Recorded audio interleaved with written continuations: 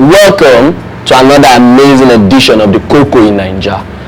This week we will be talking about something that has been on the Nigerian political soundbite, people talking about it a bit, and it's been there, it's been going off on and on. It is the Igbo Presidency. Yeah. The question will be, are the Igbos ready to rule Nigeria, and are Nigerians ready for the Igbos? Are they their own worst enemies? And who are those who want to rule Nigeria that are from the Igbo ethnic group? Are they capable? Have they proven over the years that they are mentally capable, they are physically and intellectually and all what? Are they capable in ramification to rule this country and take it to the next level, take it beyond where it is at the moment? How are they going to integrate the Nigerian democracy further? Those are some of the questions that will be on the news and some of the things we'll be talking about on this edition. Well, my name is Musa Keltis and this is the KOKO in Naija. What I would want to talk about first is the insecurity in the Igbo region of the country. It has started or became a thing over the last 18 months, where the currently incarcerated or currently remanded IPOB leader Nnamdi Kanu started making silent statements in that region that created some fracas, and gradually the ESN was created, a security outfit for the IPOB secessionist group was created to help secure the area. But rather than security to be gained, rather there will be more insecurity in that region. It begins to make you wonder, what exactly are they trying to achieve?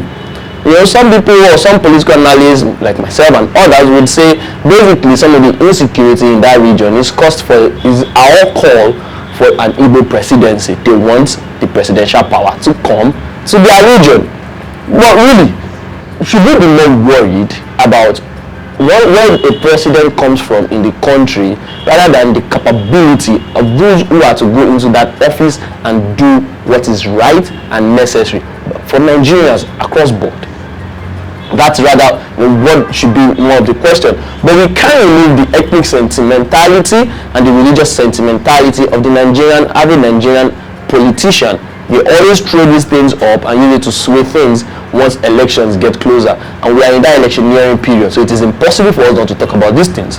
And yet, we will get onto it. Now, my first question to anyone who mentions the Igbo presidency is, who are those that are from that region that you bring out and you say they are capable immediately to go into the office of the president and they would perform? They have done things that we can refer to in the past and say they were able to do this before, they should be able to do more of this or better now if they get to higher positions. Some would say Rocha Sokorocha, but I would ask immediately, this man was the governor of Imo State. Imo State their GDP didn't drastically jump from what it used to be before and by the time he was leaving.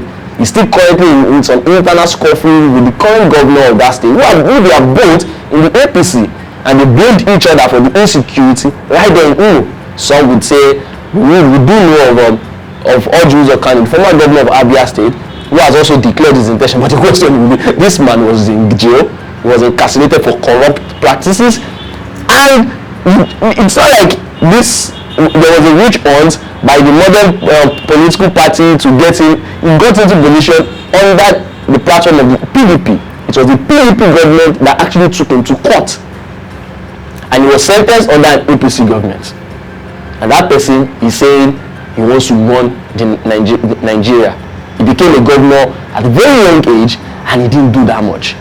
By the time he was going to leave that state, Abia State didn't have a government house. He started an aviation company, not in Nigeria. He went to open it somewhere, I think in Gambia, and there are planes but none of them are functioning at the moment. Are these persons of the character that we think are ripe or right to rule this country? We have some other persons who are coming, the former deputy governor of the CBN, Kesli Mogali has come. The senator, Ayin Payosani, isn't necessarily bad, but how popular is he across board?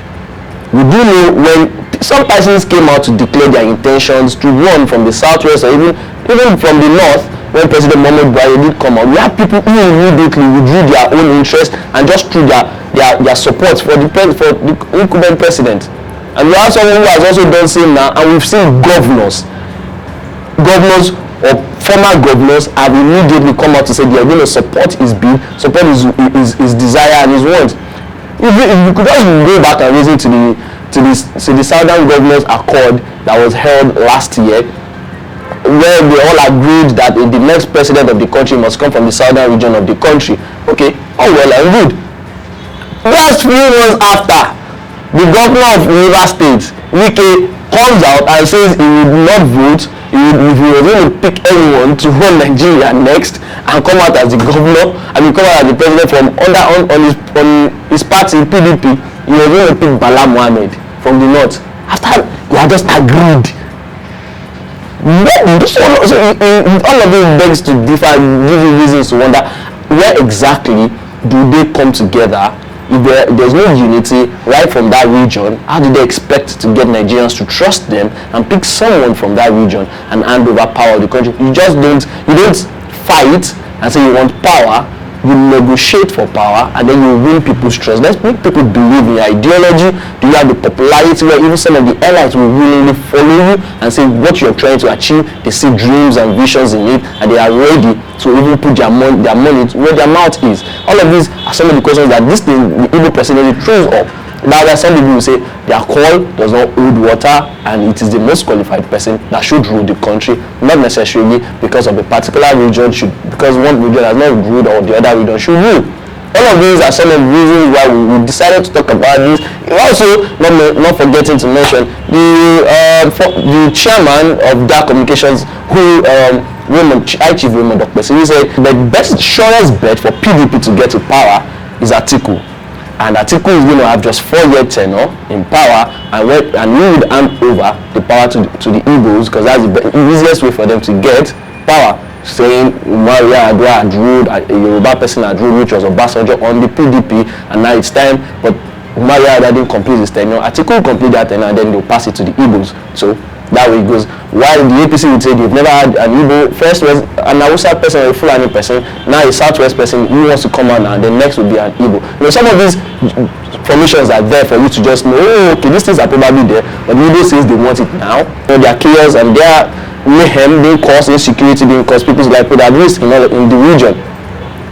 Well, we are not going to be the person who says if Atiku does not hand over power, he will do a naked woman work. We are just trying to reason through the entire thing and want the best person to actually rule the country and help take Nigeria to the next level. My name is Nosal Keltins. It's been another fantastic edition. I hope you enjoyed some of the emojis bits we brought to you just to tickle your fancy. Next week, we'll definitely bring you something more interesting, as we're going to be talking more about the upcoming elections, the APC conventions. We are going to be having somebody in the studio that's going to fancy attack. I'm pretty sure you want to listen to what he's going to have to say. Prepare, watch out, stay tuned to the channel, see you same place. Well, no, before we go, please subscribe, hit the subscribe button, comment, give us your opinion, and we would love to get that, like the video and give us more of it. See you same time, same place next time. Ciao.